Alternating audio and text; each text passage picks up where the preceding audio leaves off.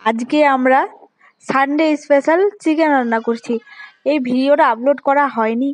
প্রথমেই আমরা কড়াইয়ে তেল দিয়ে আলুটা ভেজে নিলাম। এরপরে আমরা মাংসতে লবণ, হলুদ, জিরে জিরে প্লাস ধনে গুঁড়ো, বেসন আর সর্ষের তেল দিয়ে এই মাংসটাকে আমরা মেখে নেব। আর কিছুটা কাঁচা তেল দিয়ে দিলাম।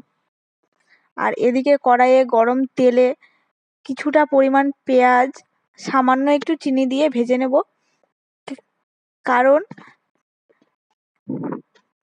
পেঁয়াজ আর চিনি যদি তুমি ভাজো তাহলে তোমার যে কোনো রান্নার রংটা ভালো হবে।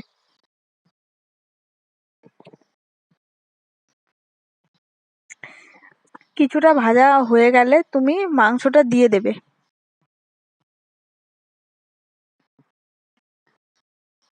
মাংস দেওয়ার পর আমরা দইটা ম্যারিনেটের সময় দিতে ভুলে গেছিলাম যেহেতু, তো আমরা কড়াইয়ের মধ্যেই দিয়ে দিলাম।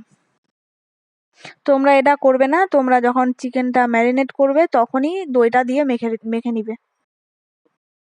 এবার আমরা চিকেনটাকে ভালো করে লাল লাল করে ভাজবো। এবার লাল লাল করে ভেজে তোমার বাটিতে তুলে নিলাম।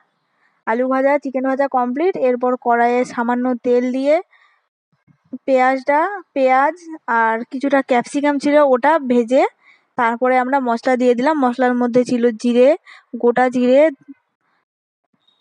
আদা আর রসুন আর কিছুটা পেঁয়াজ একটু। এবার ওই মশলাটা দিয়ে ভেজে নিলাম। তারপরে একে একে তোমার হলুদ গুঁড়ো, লবণ তো ম্যারিনেটের সময় দেওয়া ছিল, তো এখন সামান্য পরিমাণে দিলেই হবে। লবণ দিয়ে এরপরে একটু গরম মশলা দিয়ে দেব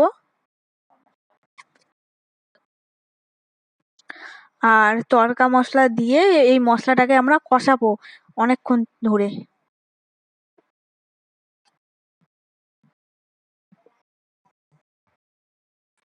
খুব সুন্দর করে কষাবো। যত মাংস কষাবে তত রান্নার স্বাদ আরো দ্বিগুণ হয়ে যাবে। তারপর মশলাটা খুব সুন্দর করে সময় নিয়ে কষানোর পর 4টা কাঁচা লঙ্কা দিয়ে দিলাম আর ওই ভেজে রাখা আলুগুলো দিয়ে আবার কিছুক্ষণ ধরে মশলাটা কষাবো। এই মশলা কষানো হয়ে গেলে কিছুটা ফুটন্ত গরম জল সেই কষানোর উপর দিয়ে দিতে হবে। তাহলে গরম জল দিলে কি হয়, মাংসর স্বাদ আরো দ্বিগুণ হয়ে যায়। তোমরা ঠান্ডা জলও দিয়ে করতে পারো, কিন্তু এটা দিলে, গরম জল দিলে মাংসর স্বাদ আরো বেড়ে যায়। তারপর ভেজে রাখা মাংসগুলো দিয়ে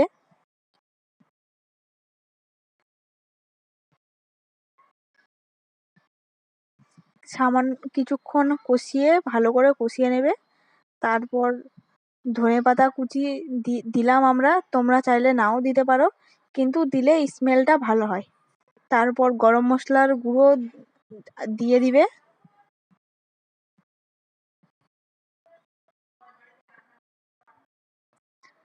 এই রেসিপিটা দেখে আপনারা যদি বাড়িতে রান্না করেন তাহলে এর স্বাদ আপনাদের মুখে লেগে থাকবে।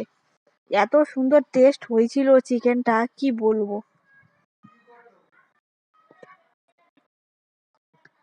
খুব সুন্দর হয়েছিল খেতে একদম। তারপর গ্যাস ওভেন অফ করে ঢাকা দিয়ে আপনারা কিছুক্ষণ রেখে নামিয়ে নেবেন। তাহলে দেখবেন চিকেনের স্বাদ আর যাবে।